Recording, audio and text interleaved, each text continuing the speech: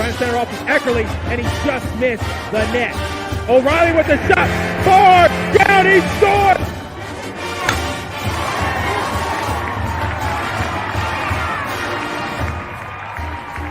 Come from behind for a month, now with the lead, they're getting a little wobbly. Philadelphia, they won't get him! Wow! Edwards pulls up and buries the flag!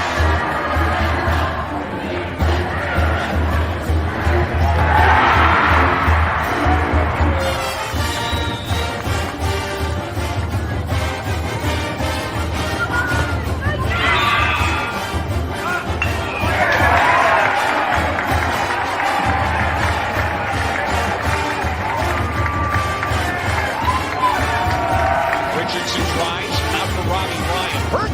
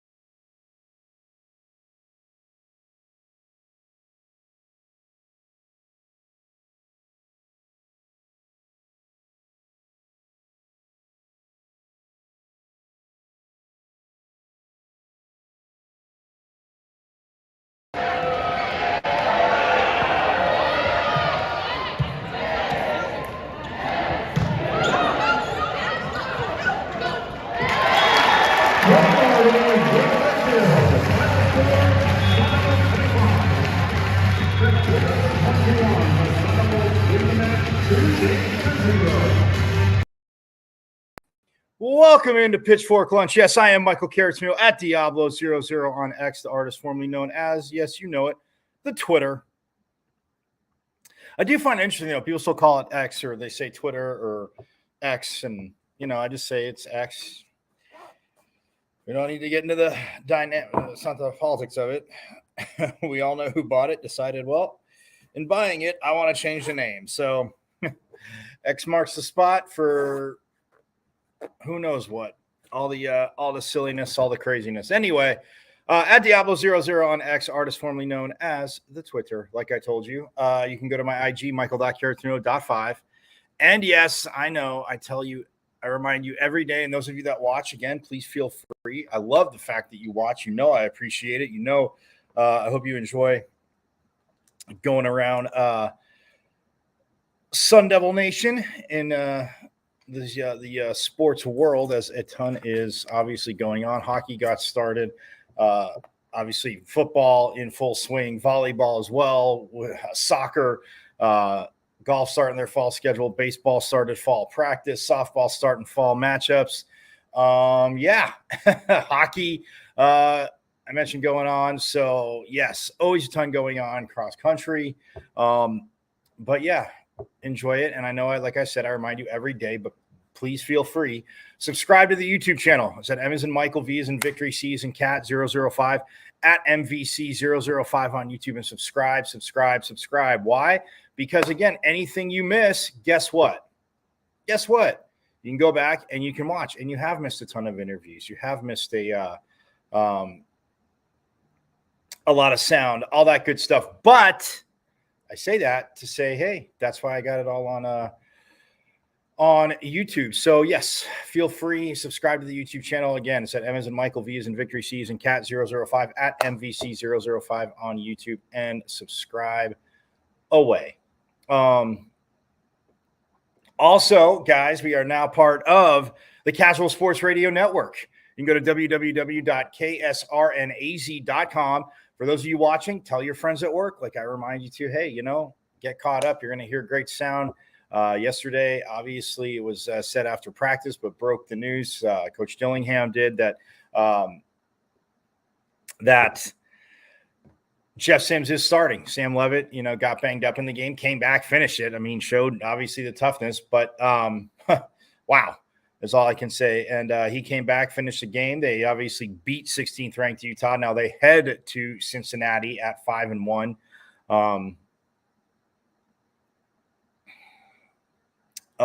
Head to Cincinnati to take on the Bearcats. But yes, coach broke it yesterday.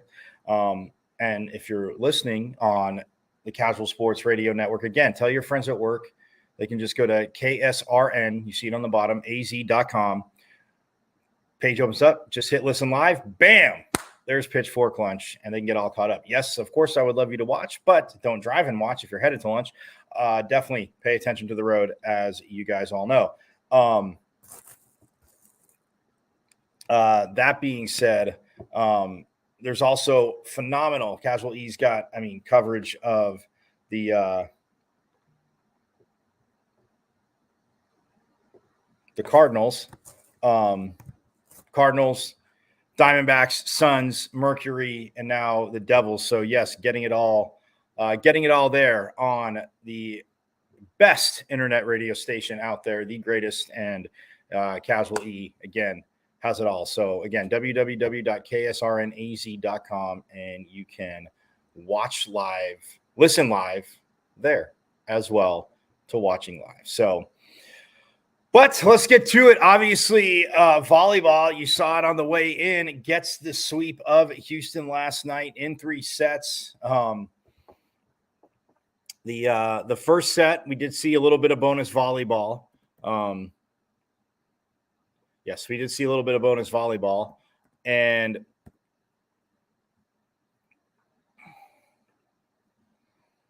it was 26-24. The Devils win. They improved. By the way, sorry, rewind. The Devils get the win, improved to 17-2 overall, 6-1 in conference play. Oh, and 7-0 at home. Did I mention undefeated at home? Yes, that's how we say. Well, I mean, against that team down south, said hashtag our state, but hashtag our home court. But 7-0 at home, 4-2 away, and then 6-0 on neutral sites. So, and now they got Colorado coming up tomorrow. But yes, last night against Houston, and I mean, Houston came out, and we'll hear from Coach Van Neal and Claire Jeter and Bailey Miller as well after last night's big victory for the Devils. But it was 26-24, so got bonus volleyball. Point of bonus volleyball in the first set, and then 25-21, and then the Devils 25-16.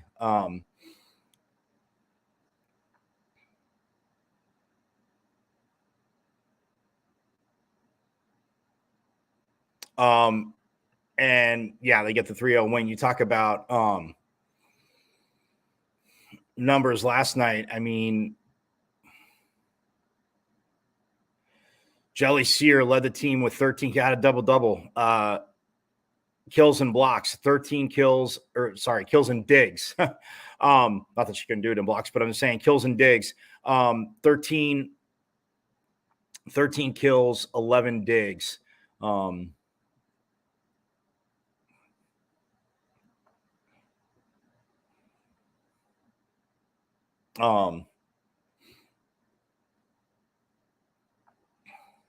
13 kills, 11 digs. Claire Jeter, one behind her, had 12 kills, 2 digs and a block. Argentina Ung, again, 5 kills. I mean, it's just, and she also had 11 digs. Mary Schroll, I mean, had 16, but I mean, look at that. It's, again, the defense of this team is, the offense is, I mean, look, they play at a fast tempo, they play at a high tempo, and you'll hear it. We've heard it, but you hear it again. Yes, they might not be the, longest team, tallest team outside, even in the middle, but man, their pace, their tempo, how they play at, and how they can get teams out of system, absolutely phenomenal. So yeah, I mean, but you just look at that. I mean, 16 digs from Schroll, 11 from Argentina Ung and Jelly Sear, and then Shania Cromartie had 10, also in double digits. So yeah, you get 4 players in double-digit digs. Things are gonna go pretty well for you.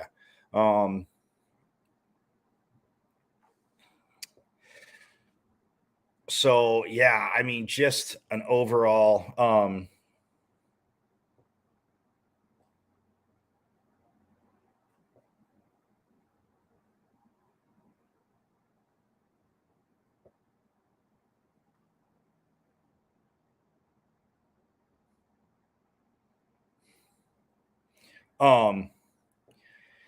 Yeah, well, I mean, they're exciting. I mean, I don't know how else I can say it. I get geeked out. Guys know I love volleyball. A lot of from watching, obviously, the last season. But yes, having called a lot of volleyball, having seen it, I mean, they're just awesome. It's the pace, and yeah, I mean, and Houston, I mean, they had a little size, 6'5", 6'3", very talented in the middle, outside. I mean, it's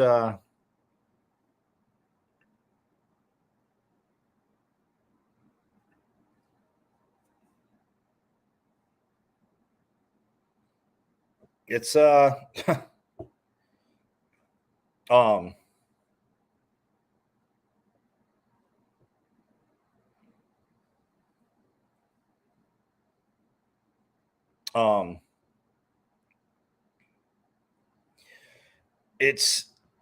mean, you can say, well, you have to play a style of play. I mean, Jelly Sear, people, and I was talking to, obviously, friend of the program. You've seen him before, covered, obviously, ASU and Olympic sports for years, still covering it, Jeff Metcalf, just talking about, like, yeah, you see this 5'10", 5'11", left side hitter, right side hitter, either way. And you think, oh, I can, oh, we'll get it, and again, she just has a heavy arm, like Coach Van Neal has liked to say about Jelly Sear. And just honestly, it's one of those things where where, again, and yes, they are getting blocks at the net, and they are doing a hell of a job. And, Sear dropped some aces last night too. I think she had one. Yeah, she had one. Actually, they only had. Again, I get greedy. I shouldn't say only, because it's not like, especially at this level, it's not the easiest thing to do. But they did have two aces last night, and one from Sear and one from Jillian Neal. No surprise. They had two, and so did Houston.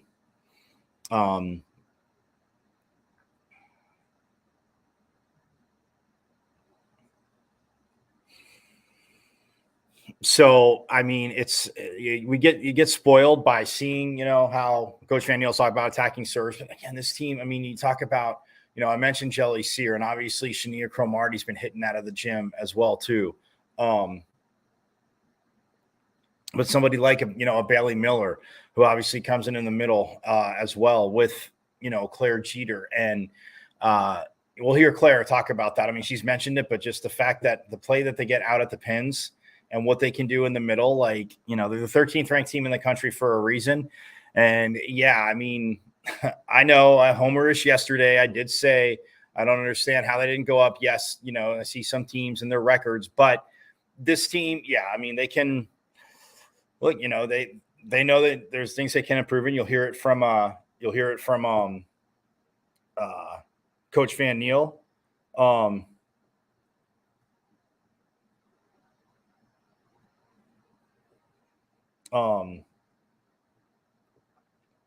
Heard it from Coach Van Neal, and he, says some things could just be being him. You'll appreciate that when you hear from him. I won't dive into it too far, but the way they can play in the middle. Argentina Un, man, honestly, so stoked she transferred here.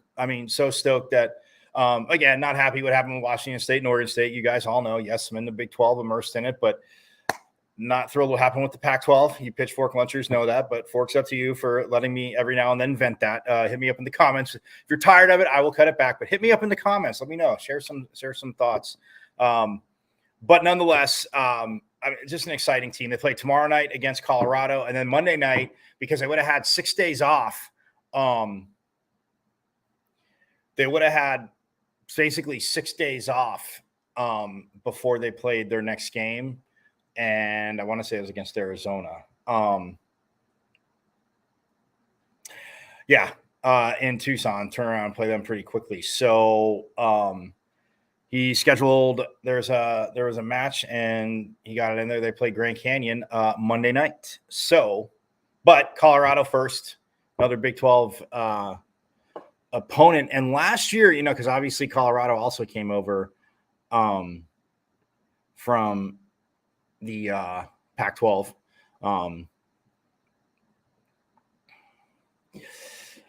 A team that had 28 wins last year. That includes obviously the first round of the tournament. Going to the postseason, but they smacked Georgia in 3, and everybody's like, "Oh, they're going to beat Georgia." Smacked BYU in 3. Oh, swept them, and then yes, did get the number 1 seed Stanford at the regional semifinal, Sweet 16. And did lose in 4. But with Colorado last year, they've lost in Boulder 3-0, and then they turn around and split with them when they came back here and won 3-1. But whether it was they were overlooking or whatever, I don't know. But last year, just think 28-7 altogether, 14-6. In which they did win. So 28. So they won 26 regular season games, and they're at 17 right now. So again, but 17-2, like I said. So, and then football, like I mentioned, Coach Shillingham broke news yesterday. Jeff Sims will be starting. I know I mentioned that off the top, pitchfork lunchers, but Jeff Sims will be starting, and he did score a touchdown last week. Now he's had a few days to obviously a little bit to get on the same page get on and again, they're thrown to him in practice. And again, I get it. Obviously the, second quarterback does get reps, but getting on the page with the receivers and stuff like that. So I look it to be a little more smooth. Again, the ball coming off this young man's hand. I mean, Sam Levin throws a hell of a deep ball, obviously, and Jeff Sims does too. But again, they're going to run their offense. Coach Dillingham, again, said it yesterday. Breaking news, I let you know yesterday that Jeff Sims was starting. So they head to Cincinnati. They already left. They practice, had a practice this morning. And then after that, got on. They are thinking on the plane now. Yeah, they are headed to Cincinnati. So that being said, they again, this team is absolutely rolling. 5-1. Cam Scattaboo, the back-to-back offensive player of the week. Caleb McCullough, 2 interceptions last week. Drew an award. Keith Abney also had an interception last week. This defense, and again, we'll hear from Coach Ward today as well too about this defense. But yes, they are taking them on Saturday, and it's a 9 a.m. kickoff local time, noon there in Cincinnati. So this made it easier to leave today. And again, with Big 12 travel, that's how it goes. No, that's not a complaint. You can't send in comments for that. So yeah, man, I'm stuck. This defense, like the way they've been playing out of their minds. I mean, this linebacking core, we had Coach Cooper on the beginning of the season, caught up with them earlier. I mean, it's just he got them comfortable being uncomfortable. He made them uncomfortable quick. And he said he at Camp T, when we sat down and talked with them, non-shameless plug, subscribe to the YouTube channel. You go back and see that awesome interview with AJ Cooper, former Glendale Community College Gaucho. But, with being uncomfortable, and there's talented guys. And, Keyshawn Elliott transferred it. He was a captain. Cyrus Feast, who was a defensive MVP. So, these guys can get it done. And, you bring in a guy also like Jordan Crook, but Caleb McCullough comes back. Tate Romney comes back. Guys have been working hard, like Kavion Thunderbird comes back too. You got a freshman as in Martell Hughes. It's a pretty look, they may have heard that they were a question. The linebackers are answering it, but yet they need to keep answering it and talking to Coach Coop. But we'll hear from Coach Ward as well. So stoked for that. Soccer, by the way, they are taking on, they are 7-5-3 right now. Like I told you, 2-5-1 in conference. Little hit a little tough skid, but Coach Winkworth, again, leadership of this team.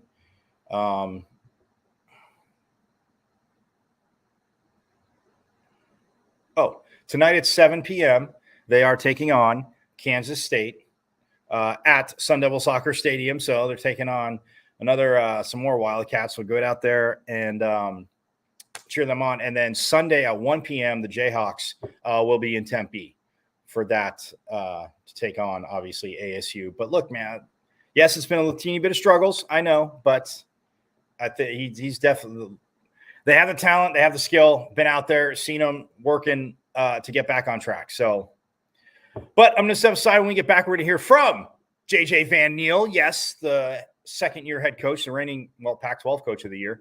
And we'll hear from him about the victory last night, just how the team is playing again. I always love listening to Coach Van Niel. But we'll step aside and have that. We'll also hear from Billy Miller and Claire Jeter. All that coming up here on Pitchfork Lunch.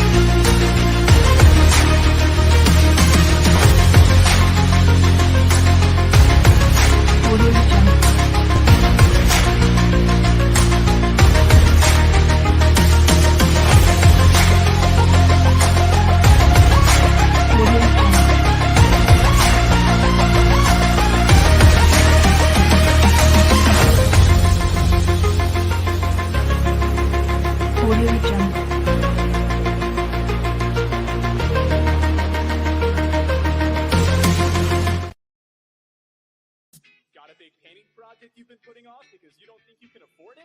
Well, it's time to call the team at Customer First Solutions.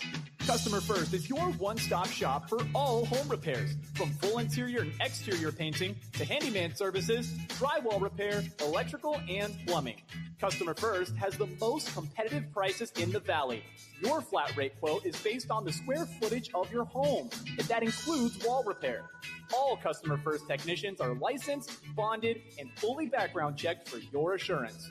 Call or text Customer First Solutions at 480-877-0255 for your free quote. Customer First Solutions, where our customers and their homes are our first priority.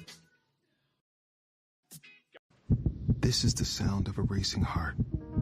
It's beating a little faster because it belongs to a young child.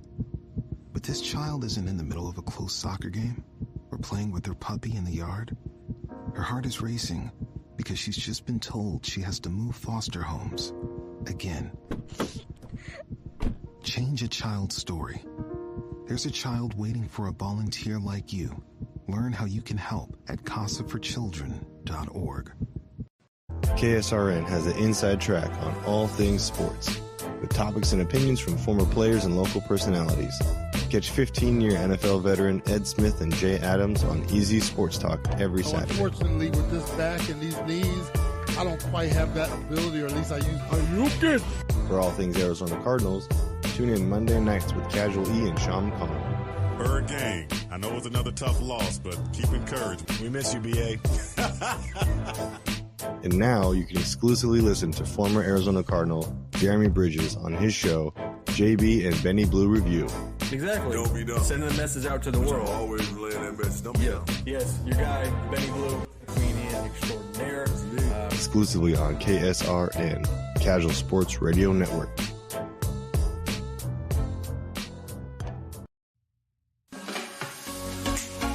You are listening to the best internet radio station on the web, KSRN, Arizona.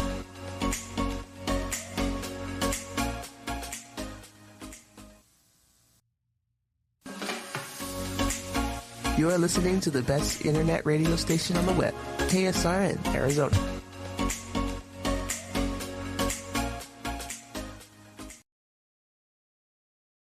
And welcome back to Pitchfork Lunch. Yes, you know it. I'm Michael Carrasnudo at Diablo00 on X, a wonderful Sun Devil alum, as I'm hoping all of you that are watching. And if not, hey, it's okay. We'll take you in Sun Devil Nation.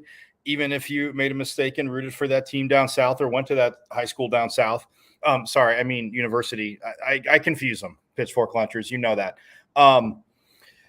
Fun fact, hit me up in the comments with some funny insults or funny jokes, you might have about that school down south. Feel free to do that too. And anytime, always have no problem bringing a chuckle into it. But we are back here, like I said, at Diablo00 on X, artist formerly known as Twitter, my IG, michael.caratuno.5. Show live there every day, Monday through Friday, 12 to 1. Also live on my YouTube channel, which, again, you need to subscribe to because those of you watching, you're going to get to see this and you're going to enjoy it. But those of you not, again, those that didn't, they can go back and they can watch it. So that being said, go to the YouTube channel and subscribe. Said Emmons and Michael V's and Victory C's and Cat 005 at MVC005 on YouTube. And part of the Casual Sports Radio Network. Thanks so much to Casual E. Big fan. And you can listen to Pitchfork Lunch Monday through Friday, 12 to 1 on the Casual Sports Radio Network. So all you have to do, it is very, very, very simple. You can go to the website for the Casual Sports Radio Network, which is www.ksrnaz.com, and it'll open up. Click listen live. For those of you watching, tell your friends at work because, yes, it is exciting in Sun Devil country. And we dealt through ups and downs last year. I mean, obviously, football season was tough last year, as we know. Volleyball season wasn't. Women's soccer, same thing, last year. And again, basketball, men's, women's hoops, it was an insane roller coaster. But, yes, I mean, baseball, softball, hit up track and field, obviously golf as well. I mean, out there for that, Coach Thurman and Coach Farkay back leading the troops. So, again, all that, and you can be able to listen to it every day, Monday through Friday, 12 to 1 on the Casual Sports Radio Network. Thanks to Casual E, Pitchfork Lunch, part of the family there now. Just go to www.ksrnaz.com pitchforklunch.com. And again, page will come up, click listen live. So, but yeah, speaking of winning, and last year obviously rocking it, like I said, but volleyball won again last night in Houston, 3 sets. 3 sets to done. It was 26-24, 25-21, and then 25-16. But again, doing a phenomenal job, and I will let him talk about it. Love bringing this stuff to you live here on Pitchfork Lunch. So without further ado, here is the reigning Pac-12 Coach of the Year, second-year head coach, JJ Van Niel. And open with thoughts from JJ and then good questions. It's great to be at home and get a nice win against a very well-coached team, very disciplined team, and they came out and were pretty good in that first set and put a lot of pressure on us. And I was proud of the team for. I didn't think we looked great in the first set, if I'm being honest, but they kind of battled through and cleaned some things up and did a really nice job the rest of the match. What specifically did they clean up in your opinion, Coach? I thought just some of the general volleyball IQ things. I thought we were pressing a little more than we needed to, and I'll just leave it at that. How impressed were you by Sierra and Jeter's performance today, tallying over double-digit kills? Claire was really good tonight, and she did a nice job. We wanted to get her the ball, and we did, and she was lights out. It was one of her better matches of the season, I think.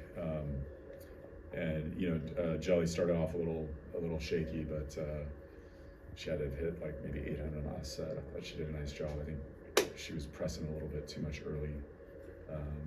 And her game is best when she's patient and takes her shots, and she did a good job of cleaning that up and had double-digit kills. And Bailey did a nice job for us today on the right. And so I'm really proud of her. She's been working really hard, so it's cool. Good to see. Houston keeping it within 3 for a large portion of the first 2 sets, but not being able to come close in the third set. How much would you say that's a testament to the team's physicality and being able to wear opponents out? I think it's just we have a pretty veteran team. It's one of the more composed teams that I've ever gotten to coach, and I got my foul mouth on the sideline, frustrated like crazy, but it's cool that I get to look out and they just roll with it, and it's really, I feel really grateful that I get to coach this group because they really do a nice job of staying pretty cool, calm, and collected. And I also think that they do a really nice job, and this is a veteran thing, of what they're communicating on the court. I think they're doing a really, really nice job of that. Just small little changes, little things here and there, like, hey, I'm gonna block the line now, make sure you're digging an angle, or I'm switching the other way. We have a game plan always, but we give them some free reign. We'll insert some stuff here and there, but I think when you have a veteran team, I know I'm rambling here, but I think when you have a veteran team, they can find some solutions themselves, which is awesome. And in order to do that, you have to be composed. And I think we showed that tonight. They were with us. It was close, and they were, like you said, within 3 almost the whole time, those first couple sets. And so they did a nice job. Sorry, what's the value for the program to have this bumped onto ESPN2, get national TV exposure, and then win the way you did tonight? Look, any exposure for volleyball is great, and obviously I want it for our team. I think we have a fun team to watch, and we scrap quite a bit. That Houston team was scrappy too, so I think that's fun volleyball. That's a good product to get out there, and it's great when we can get on ESPN2, and I think it's really good for the sport. I think we have an awesome sport that needs to be out there. Coach, we keep saying obviously they were scrapping too. That first set, it seemed like defensively they were coming out to try and match you, and you guys just defensively keep making plays. As the set goes on, do you just feel teams getting, maybe even Houston tonight, just kind of more and more flustered because they can't keep up with that defensive pace? Yeah, I think that's kind of been our game all year. We're not some team that's just first ball killing everything, and but I think we surprised team. You know, it's like all of a sudden we get another ball up, and you know, our game is playing patient volleyball and scrappy volleyball, and we did that. They were matching us in that first set, and it was a close set, you know, till the end. So during the second set, Coach, there was a period where Houston started being a little momentum. You called a timeout. What was that conversation like with your players? Was it just reminding them of the little things that you mentioned to fix, or was there something more to that to close out the second set and get the win? Yeah, the timeouts are typically just they're a breather, and then you review the game plan a little bit. Okay, this is what we're doing. You give them some reminders, and once we set out, let's go make sure we execute on this. In that moment, anything particular that you remember that stood out that you felt was getting away from your team and Houston was doing a good job of taking advantage of? Nothing that pops in my head. I thought they did a really nice job early on us, and we were a little bit flustered. But like what I talked about earlier, I think we did a nice job of just being veterans and staying patient and waiting for our shots. Argentina making an impact on offense, including kills late in the first 2 sets, as well as defensively with 2 blocks tonight. When she was on the other side of the court last season, did you see the all-around impact or even crunch time performer that was on the court tonight? Yeah, I mean, Arj has always been a player I loved watching from afar, and obviously when I get to coach her and see her every night, it's different because I get to see all the little plays that she makes. So I get to see more now that I get to coach her than I would have ever seen when I coached against her. So. Houston started off pretty fiery in that first set, making you guys go to extra sets there. In the third set, you guys kind of ran away with the lead there. Talk about your guys' adaptability, especially like you said, Houston being very scrappy. Yeah, I thought we put a lot more service pressure on them, and we were a little bit more disciplined with some stuff defensively.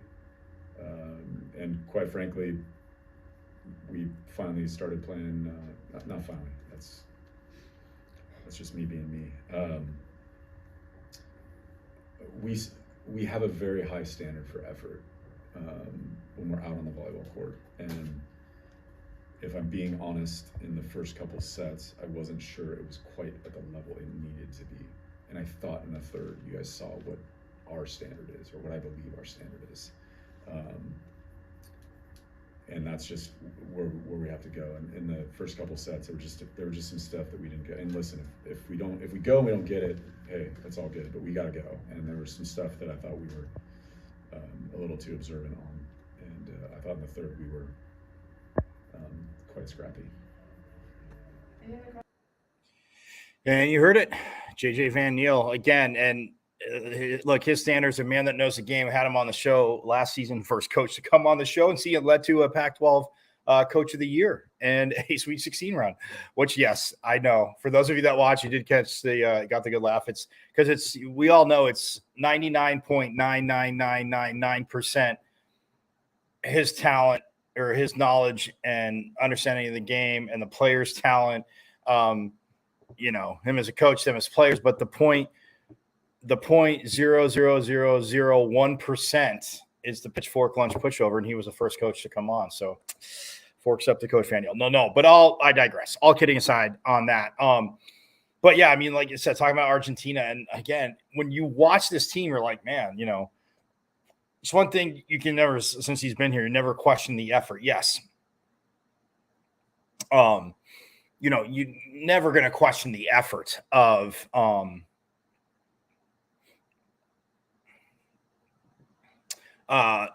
his team, and he said times, you call timeout, reset here and there, but yeah, like I said, you go 26-24, not extra sets is in the question, but extra, bonus volleyball, extra points, goes up to 25, still got to win by 2. If it goes to the 5th pitchfork lunchers, I know you know this, but if it goes to the 5th set, it's up to 15, still got to win by 2. And then they had last Wednesday, the 31-29 set win over the team down south, which was phenomenal. But yeah, and you heard the question there that was Jeff Metcalf, because the game was supposed to be on ESPN Plus, and it got bumped to ESPN2. And I forgot to mention that I just assumed everybody knew, yesterday, because I was talking about the game. Obviously, it's at Mullet Arena, and I said ESPN Plus, knowing that it had been bumped to ESPN2. But either way, I mean, absolutely awesome to hear it there. And like you said, it's good for volleyball, but good for his program because, yeah, I mean, the way they play, the way they fight, like it's just, yeah, and you can see it. And he's molding that, and it's awesome to see him mold it. Definitely want him here for a long time, and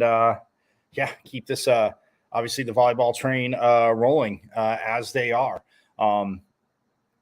Speaking of that, though, like I said, we will hear. I got Claire Jeter and Bailey Miller again. Both. Claire Jeter last night, like I said, 12 kills, 2 digs. She had a block as well.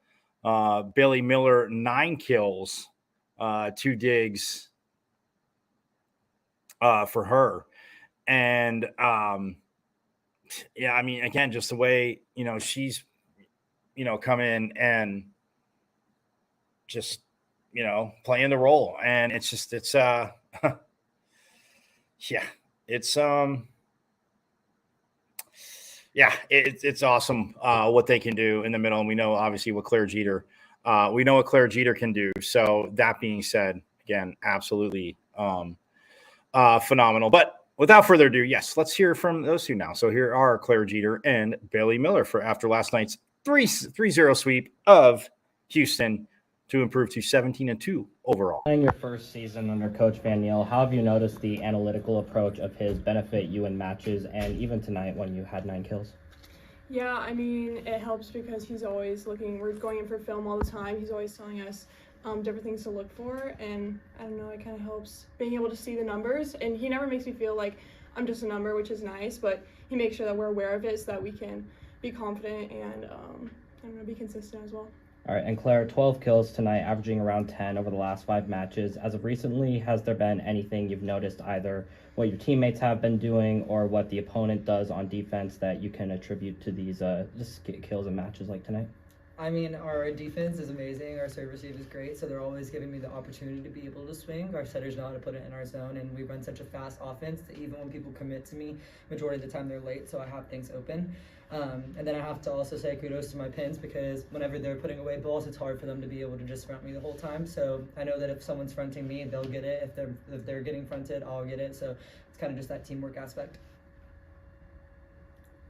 When you look at, I mean, the first set, Coach is saying, I mean, it looked like they had obviously concerted effort to match you guys defensively. I mean, yes, obviously they want to get kills and points, but defensively, as the match went on, though, it just seemed like the wind was getting taken out of their sails. I mean, could you feel that just, I mean, by the third set? Because everything, like you always say, I mean, you guys are digging, but from the first set to the third set, it just seemed like defensively they didn't, I guess, more so have an answer. Yeah, I mean, I think they're a very scrappy team. They're a great defensive team, but I think that we looked at a lot of ways to put them out of system and get them on the ground and get people out of space. So I think that we did our jobs defensively and offensively for that to be able to be a struggle for them, which I think is kudos to our coaches also. So. All right, and going back to that first set, Houston goes on a 5-0 run. What was the shift in mindset to both halt that run and get ahead of them? I think our team is very calm. I think that we always know that we have it. I think that we're never really nervous. I think we know that even if these few points are going their way, if we play our game, we're fine. So staying calm, cool, and collected and just playing our game is like our biggest strength. I think once we have a few good kills, a few good blocks, and even a few big rallies that we win, I think that tempo kind of starts to shift. For the both of you, JJ mentioned that the third set was kind of your standard compared to the first 2. Maybe it's off of what you just mentioned, but what do you think was that shift for? Was it just a change in energy, or? Yeah, I think it's like just that grit that we want to have as a team, and just going for every ball and like being smart as well. I think we are known for our IQ because we're a little bit on the smaller side, and so just making sure that we're getting everything up and then turning it into a point on the offensive side. Yeah, and I think it's really important for us too. Players are going to have big plays. They have some people who are very high jumpers that are obviously going to get good plays, and they are a very athletic team, and just not letting that drag our momentum down is kind of really important for us. Coach had mentioned obviously what Argentina can do, and I know you guys have talked about it, but I mean, a mindset to be in a setter and then go into a blocker and then even killing, when you see her do it out on the court, I know you see it in practice and you're probably not shocked, but sometimes you just kind of both like, just switching mindset like that to be able to do what she does? All the time. Yeah. She's a great player. Yeah, she's a very offensive player. I think that's like her big thing. She wants the ball. She wants to be able to put it away. And I think a lot of setters want that but don't have that ability, and she definitely does. And her confidence is off the charts, so it really helps us as a team. Yeah.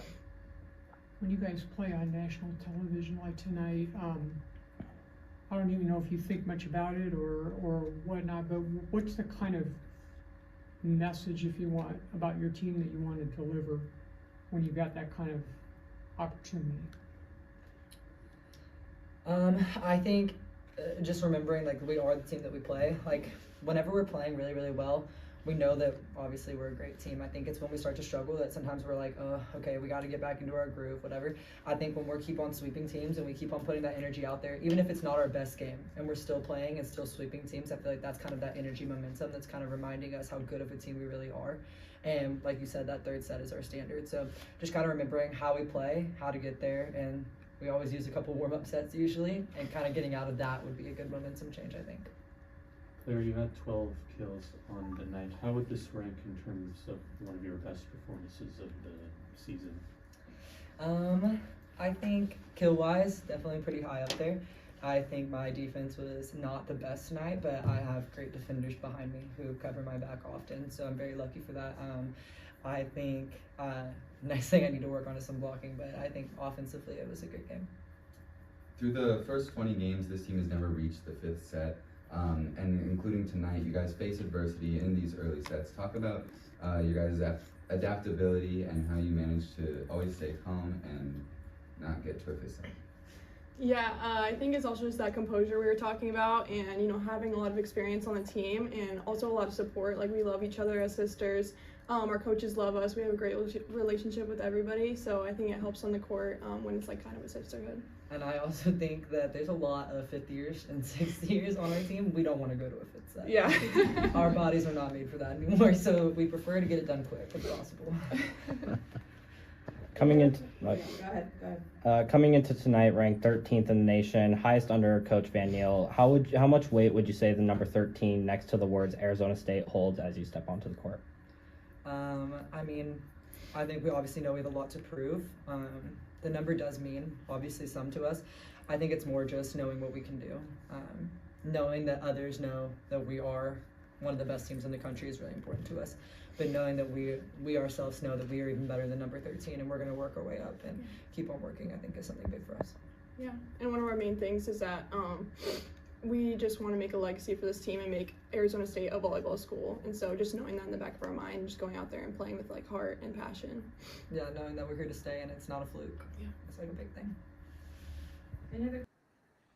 And yes, love that from Claire Jeter, mic drop, knowing they're to stay and not a fluke. And look at the way they play. Look, you have to be able to self-scout and understand that. But when she's sitting there saying that, oh, well, her defense wasn't the best. I mean, she was making waves at the net. But like I said, they went 6-3, 6-5. Houston did. And yeah, a good team. They were on a 2-game win streak. I talked about that. They lost some tough games to some ranked teams, or tough matches, I should say, to some ranked teams as well, did Houston. So, but yeah, that first set, I mean, like I said, not just because it was 26-24, the defense going back and forth, but yeah, love that attitude. Bailey Miller, same way. It's just, coming in playing. I mean, Roberta Habella, who, has, been in matches and done well. It's one of those things where, last year, I mean, within this rotation and team the way it was, and she's chomping right there at the bit too. It is a deep, talented team outside of what I always talk about, get excited. It's worth going to see them. So tomorrow night, Mullet Arena,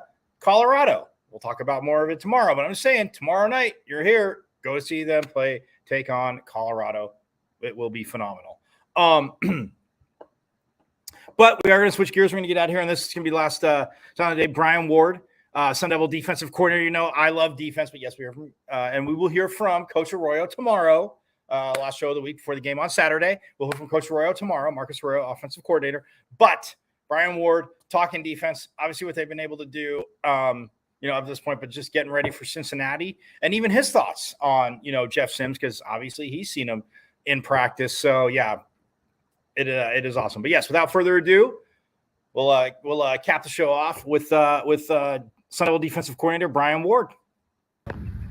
Kenny discussed how, as today's defensive practice wasn't up to standard. How would you describe the practice?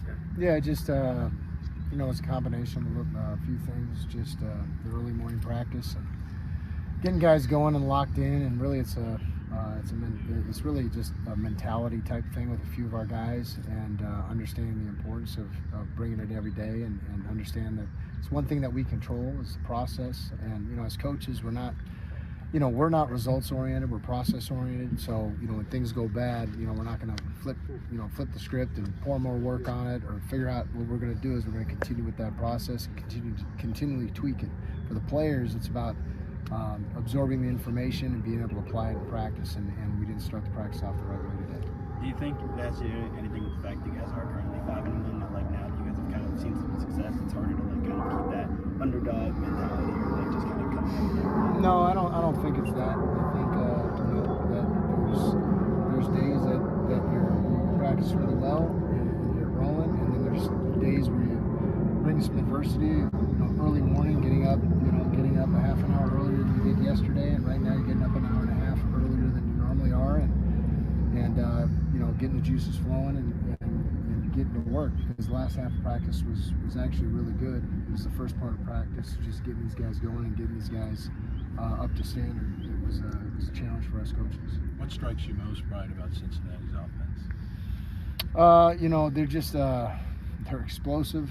That's the thing. I know that they, their identity is to set up everything off the run, but you just see some of the explosive touchdowns that they've had this year, the speed that they have on offense. That's the thing that really jumps out. How does that compare to a lot of other schemes you guys have played in the Big 12, run-heavy offenses and that kind of stuff? Yeah, I mean, you could say they're run-heavy, but they run the football, they throw the football, they're very balanced. They're as dynamic as any team that we've seen, maybe even a touch more. You're obviously used to going up against Jeff on offense in practice a lot. How did you think Sims looked like now that we know that he's going to be the starter? Anything different that you noticed coming from him? No, not really. I mean, he's a talented dude, and he has, his ceiling is through the roof. So, I'm excited to see what he can do. And Coach, you talk about responding to adversity. I mean, from week 1 to now, obviously the defense has had its challenges. I know, Coach has talked about third down, but just kind of making the plays each game. How have you seen them do that from game 1 through the Utah game? Yeah, I mean, it's about bringing it every day and just their approach. And again, like, that's the thing, is we understand the process, we understand our strengths, and we got to manage our weaknesses and make our weaknesses, whatever it may be, personnel wise, or knowing how teams are going to attack our scheme, making those things weaknesses that aren't going to get us beat. So we're going to we're just continuing to move forward and continuing to really implement our standard and what our expectation is, and trying to get these guys caught up to what our expectation is, and what our defensive culture is going to be. As a coach, how fulfilling was it to see Caleb play the game that he did with all that he's been through here and sticking it out to Arizona State? It's awesome. I mean, it just what he did on Saturdays. It's just a byproduct of doing things right and doing things really hard. And talk about a guy that just manages the process. That's the one thing that he can control. And when he gets an opportunity, making the most of it. And that's really what it's all about. Is guys sticking it through hard times, not running from adversity, and not running from challenges, and maybe things aren't exactly what they want it to be. And he didn't do that. He stuck his nose in it and had the game of his life on Saturday. And hopefully there's more games like that from him to come. What are your thoughts on Keith and had one of his better games last game, and how he's continued to progress along, being playing the starter role this year? Yeah, I mean, it's what his expectation is of himself. It's what our expectation is of him, and he's just continuing to improve. And playing the corner position, there's challenges each week, and the ability to have success and manage that success, and then hit some adversity and get hit in the mouth a little bit and be humble, and then be able to come back. I mean, that's really what playing corner and being an elite corner is all about. You got to have a short memory. I know it's kind of cliche, but he really is a guy who just gets back to work in everything he does. When Sorsby has an outlier first half like he did last week with the 2 interceptions, is that a situation where you try and replicate what UCF did to put him in those those positions, or you're just trying to game plan against him on the season? Yeah, I mean, we have our own process, and we do our things. We see what his strengths are, and maybe some things that we can take advantage of, hopefully. But really, it's about us. It's not really about the quarterback or his, who he is and what he did last week. Because as you guys know, when you play 70 snaps a game, you make 2 mistakes. A lot of people like to dwell on those mistakes rather than the good things that he did, and that's not a lot. I've seen a lot of good things from him. Halfway point of the season, having more depth this year to get through the back half, how do you think that's going to be able to elevate you guys in your sustainment of the defense? Well, I mean, the fact that all these guys have gotten so many reps, and again, being consistently good is what our goal is. You know what I'm saying? And that's the thing that I think that we've managed up to this point this season. I don't know what we're giving up points per game or whatever, but ultimately it all boils down to that. You know what I mean? Like, we can talk about yards rushing and first and second down defense and third down defense. The bottom line is our job is to get the ball back and to keep people from scoring. And as long as we can continue to grow in those areas, and we have the depth to to be able to overcome injuries, and we do in some spots and we don't in others, and those other spots have to continue to develop. So we need to continue to move forward with that. Red zone defense was an area you guys improved in last game. How were you guys able to be effective in the red area? Same thing, just managing the process. Like, that was a big to-do about the first 3-4 games of the year, is that we weren't as good in the red zone as we wanted to be.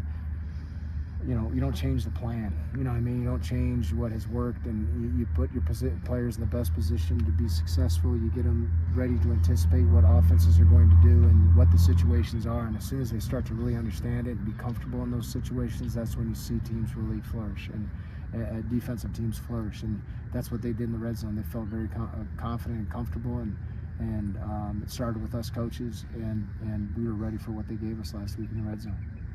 Sounds good.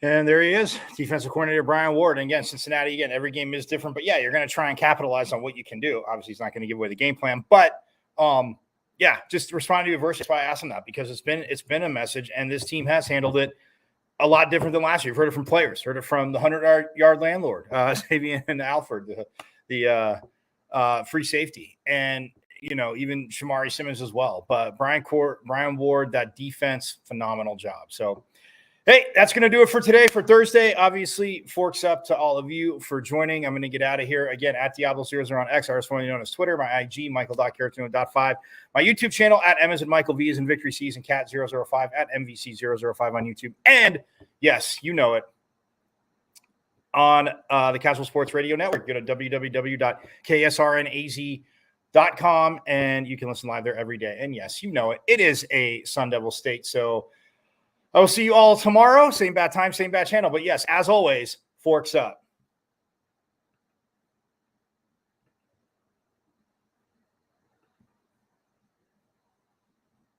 I went to Arizona State. Right. I'm a Sun Devil, man.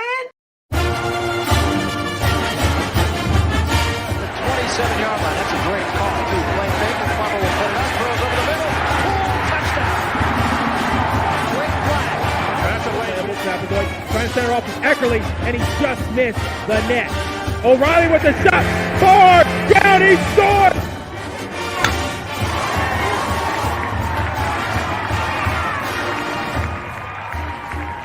From behind for a month. Now with the lead, they're getting a little wobbly. Philadelphia, they won't get him. Wow. Edwards pulls up and buries a flag.